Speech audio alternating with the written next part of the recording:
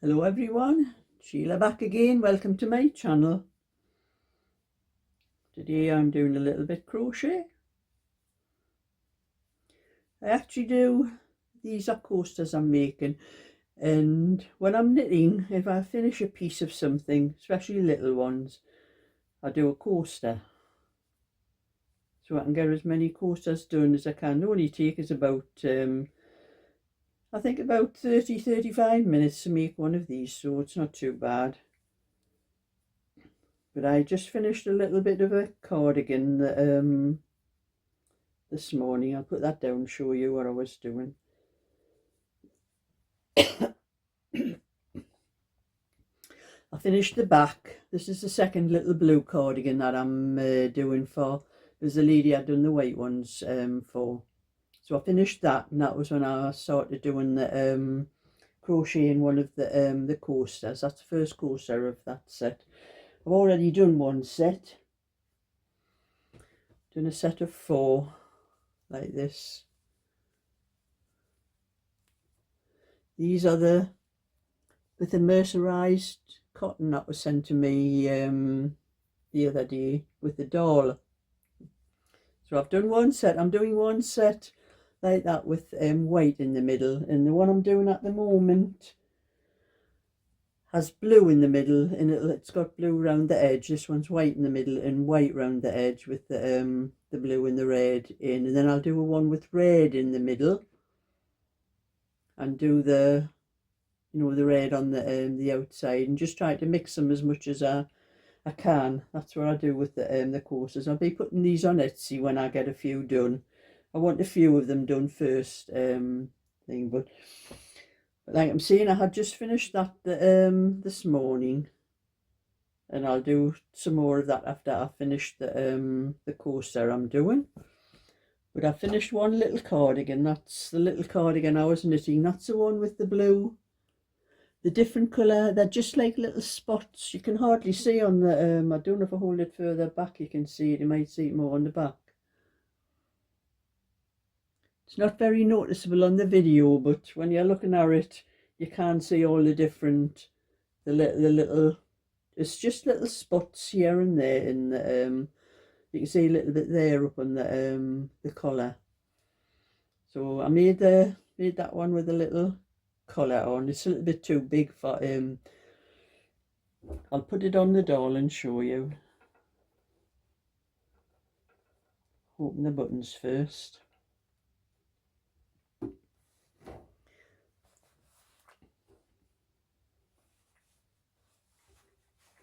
Sleeves are very long on the doll.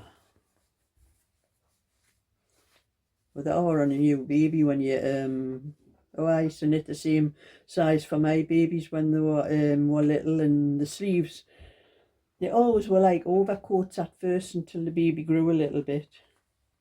So this probably is almost true size to a new baby. Just slightly smaller, I think. That's. I fasten the buttons up.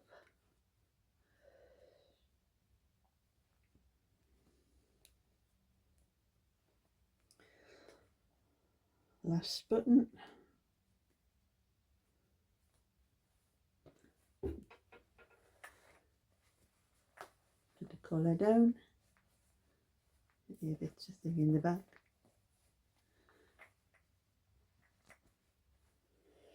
So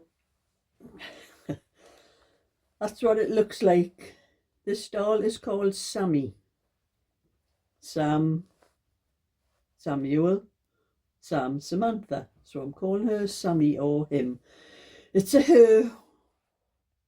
It's a Samantha when there's girls' clothes on. This is a boy's one, so it's Samuel today. So that's what it looks like. I'm going to make a little set of clothes just to keep for this doll. For Sammy, I'm going to make a little pair of pants and a little sweater thing, so that it's got clothes on when I show anything.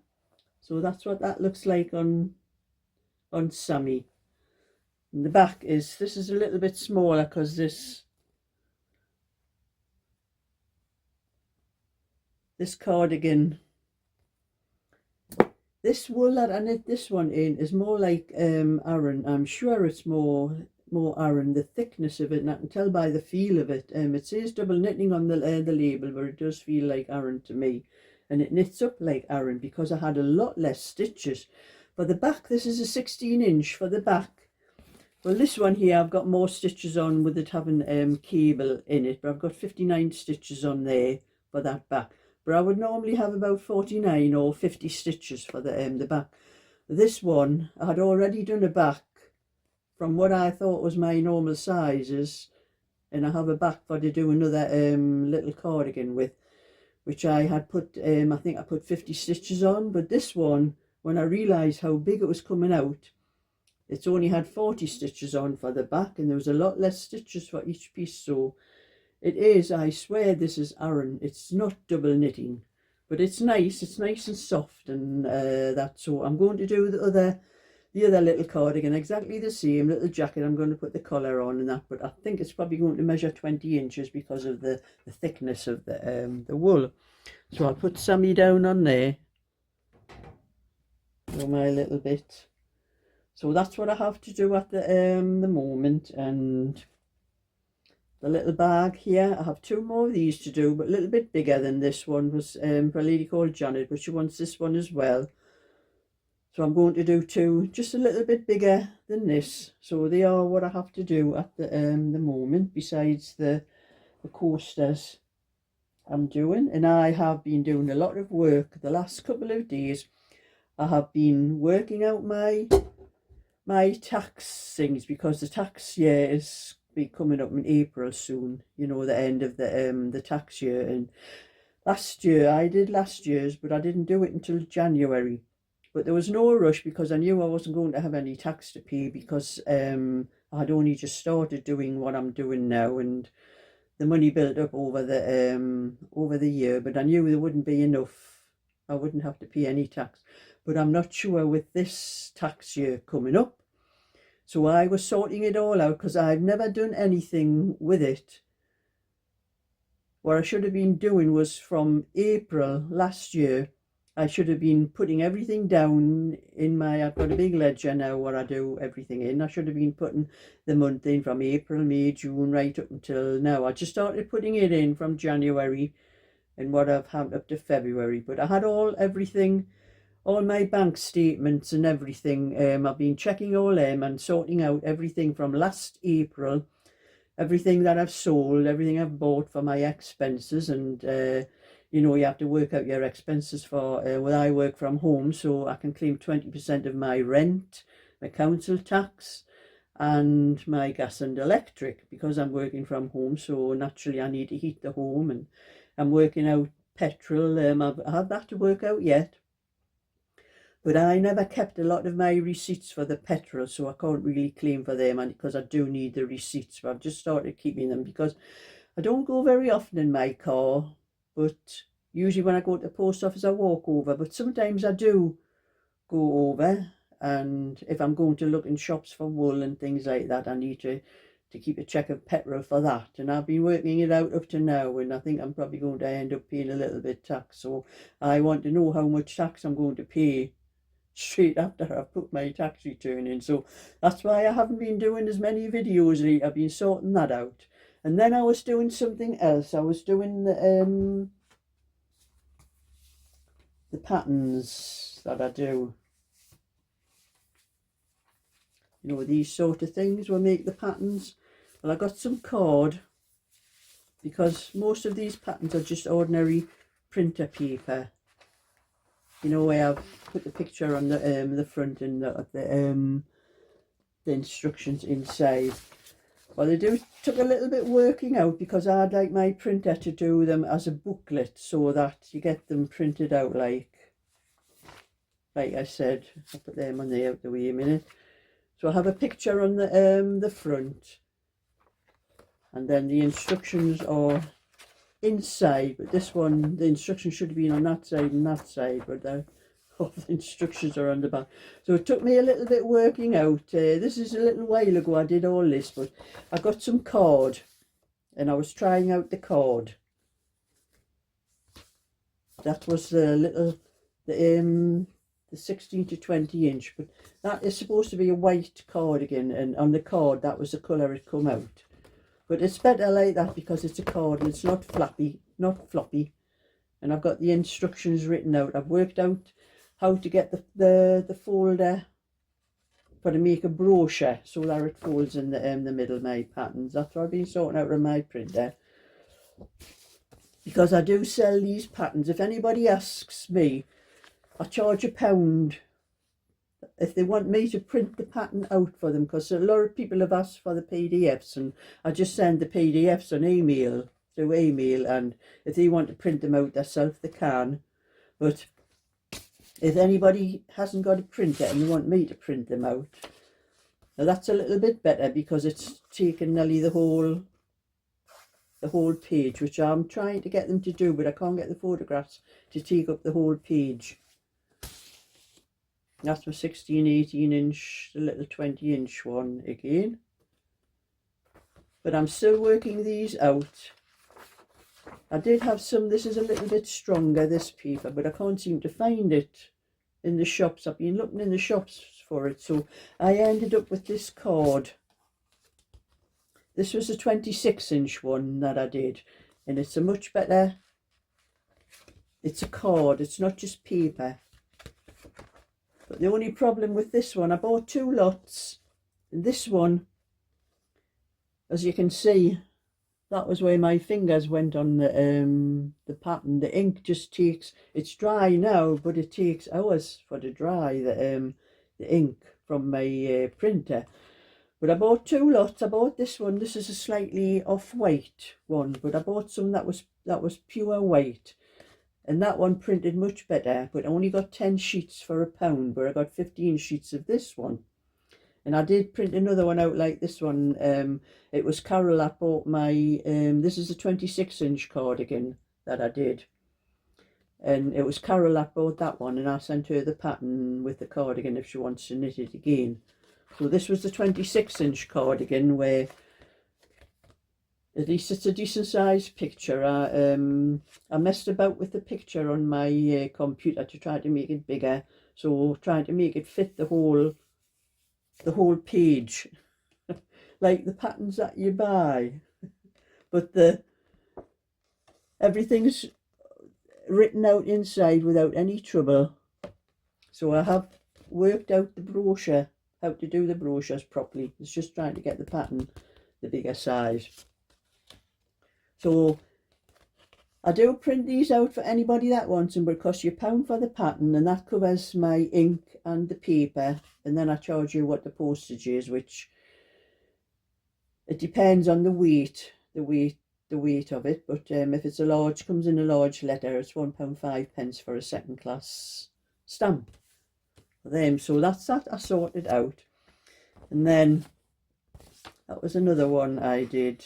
I sent that one to my friend, and this is a little story, a little rant I'm going to tell you about. That was the pattern, that was the, I've got it upside down on the other side. I've got that pattern on both sides. That pattern, that one came out quite dark, and I printed it out. That's more like the proper colour what it is on there, on that one. So I didn't have the setting right for the, I think I had it set for photo paper, and this is ordinary plain paper. So it came out like that. So I had to set it for plain paper, and it came out the right. So I'm still sorting these things out. But my friend, I sent that pattern to her. I gave it to her, actually. She wanted to knit it. It's a 26 inch 4x4 basket stitch cardigan. And she wanted to knit it for a little great-granddaughter, Eleanor. She wanted to knit it for her. So I gave her the wool, and I gave her the pattern. And she messaged me. It was one Thursday before we're going to the bingo. And she messaged me, and she says, "I've finished that cardigan, Sheila. But she says, I'm trying to fix the neck. I can't get the neck right on it. It's just not right. I don't know whether it's the pattern or whether it's me." So I messaged her back, and she says, "Probably you." I says, "There's nothing wrong with the pattern."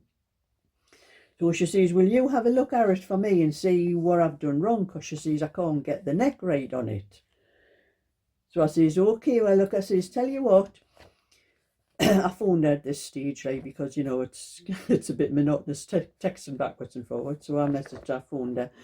And I said, tell you what, I says, we get to the bingo for about 7:30. I says, it doesn't start till 8:15. So I says, by the time we get our drinks and get settled and all that, I says, I've got plenty of time to sort that out for you, for, you know, to see if I can see what you've done wrong. So that's what she did, and we went in, and I sat down after I got our drinks and got our bingo books and everything. We sat down, so I had about half an hour. So I'm looking at it, and I could see it was twisted, but I just couldn't work out what she had done at first. And it took me ages, but I did manage to work out what she had done. And I told her what she had done. I says, you know, you've picked the stitches up, my friend Anne. I says, you picked the stitches up. I says, you started with the right front, and you start with the where the band is, and you work up to that point on the front. And then you've picked up the stitches for the neck, for the top of the sleeve, and then you've picked up the stitches for the back, and then you've picked up the stitches for the other sleeve. But I says, when you've picked up the stitches for the left front, instead of working from the point and working down, you worked it from the front part and worked to the point. So that's what you've done. So I says, it's twisted. I says, and that, it's the way you're facing the wrong way. And I says, you've just, she said, oh, well, can you fix it? What can you do? Can you just work around it? I said, you'll have to pull it out. I says, you'll have to be pulled out down to the to that last piece you put on, because you had knitted about that much of it, about 4 rows, I think it was. And she said, oh, can it work there? Can you do it? Well, I think we still had about 10 minutes left before the bingo was starting. So I said, okay, I'll pull it out. But I was laughing, like, you know, when I realised when I told her what I had done, like, in fact, actually, I burst out laughing. I was in hysterics. And anyway, I pulled it out, and I managed to pick the stitches. I kept the stitches on up to that part where she had went wrong, the last piece. And I turned it around and I put it on right, and I started knitting across. And I think where the bingo started by that time, so we're having we'll have a break in between one lot of games and another one, about 15 minutes. And I says, oh, I can probably finish it off in that last 15 minutes, but that's what I did anyway. But the two ladies there's a table next to our, and there's 2 ladies, are called Molly and Anne, and they were watching all the time when this was going on. And my friend Anne got up to go to the toilet, and before she went, she says, don't you tell anybody what I did, and all. Because you could see that Molly and Anne were watching, they were wondering what we were laughing at. And she went into the toilet anyway, and Molly leaned over to me and she says, what were you laughing at, Sheila? And I says, well, I'll get wrong off Anne if I tell you. Oh, she says, never mind, Anne, I want to know what you were laughing at. Well, not tell her, you've told me what I told her, like, you know, so they were laughing. And Anne came back from the toilet, and they just looked at her and burst out laughing. And she said to me, you've told them, haven't you? I says, well, don't worry, Anne. I says, they'll not say anything to anybody else. She says, they will, you know. She says, they go to some of the same places as me. She says, when you're not here, she says, they'll tell them because they'll want a good laugh, you know. But that was my friend.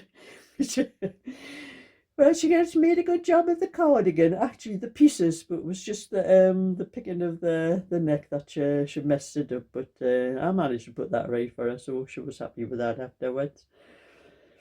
But anyway, that's my little bit for now, because I'm going to get myself some lunch, because it is now